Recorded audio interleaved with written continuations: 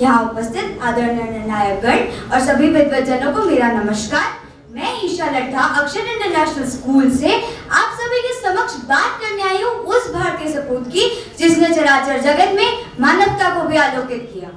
महान शक्ति पुंज प्रेरणा स्रोत के पावन चरणों में अपना साष्टांग प्रणाम करती हूँ, जिसने भारत की सांस्कृतिक चेतना के नहीं जगाया बल्कि तू सनातन संस्कृति को विश्व में पुनर्स्थापित करने के लिए अपना जीवन समर्पित कर दिया। मेरे जीवन के आदर्श स्वामी विवेकानंद का यह एक वाक्य, सारी शक्ति तुम्हारे अंदर है और तुम सब कुछ कर सकते हो।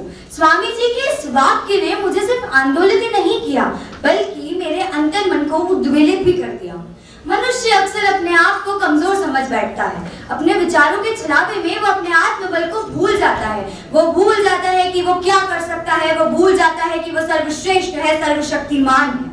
बात वर्तमान की हो या भारत के भविष्य की, भूतकाल में जाकर देखा जाए तो जीवन में सफल सिर्फ वही व्यक्ति हुआ है जिसने अपने आत्मबल को पहचाना, अपने आप पर विश्वास किया और कर्म करने को ही अपना परम धर्म माना। हमारे देश का युवा, हमारे देश का भविष्य आखिर क्यों वो अपने आप पर विश्वास करने से ज्यादा आसान अपने प्राणों को त्याग देना समझता है? क्यों वो अपने ही स्वचालित मार्ग पर नहीं चल पाता? क्योंकि वो अपने अंदर की उस शक्ति से अनजान है। उसे नहीं पता कि वो क्या कर सकता है और इसीलिए, सिर्फ इसीलिए वो हार को तो स्वीकार कर लेता है परंतु दोबारा उठकर कोशिश करने की हिम्मत नहीं जुटा पाता, अपनी परिस्थिति का सामना नहीं कर पाता, उससे लड़ नहीं पाता और त्याग देता है अपने प्राणों को। आज मनुष्य सबसे ज्यादा मानसिक रूप से पीड़ित है।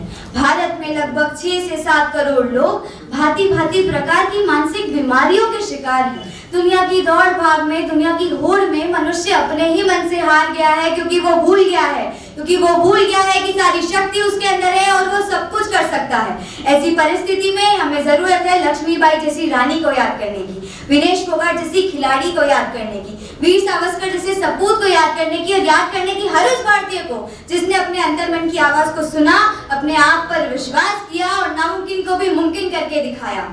आज पूरा विश्व भारत की ओर देख रहा है क्योंकि कहीं ना कहीं वो भी स्वामी जी को जानते हैं। यदि हर एक भारतीय स्वामी जी का एक वाक्य, मात्र एक वाक्य अपने जीवन में उतारने की ठान ले तो हम सब मिलकर वो प्रलय, वो अद्वितीय बदलाव ला सकते हैं जो स्वामी जी सालों पहले लाए थे। मैं जानती हूँ कि स्वामी जी का दौर कुछ और था और हमारा दौर कुछ अलग। हमारे जीवन में मोबाइल फोन, सोशल मीडिया और अन्य ऐसी कई सारी चीजें हैं जो हमें हमारे मार्ग से भटका सकती है, परंतु यदि हम इन सब चीजों का सही प्रयोग करें तो हम हमारे घर पर बैठे बैठे वो कर सकते हैं जो स्वामी जी ने शिकागो जाकर किया था। हम पूरे विश्व में भगवा लहरा सकते हैं, हम भारत की सनातन संस्कृति को पुनर्स्थापित कर सकते हैं और सबको ये बता सकते हैं कि भारत का वो एक सपूत नहीं था।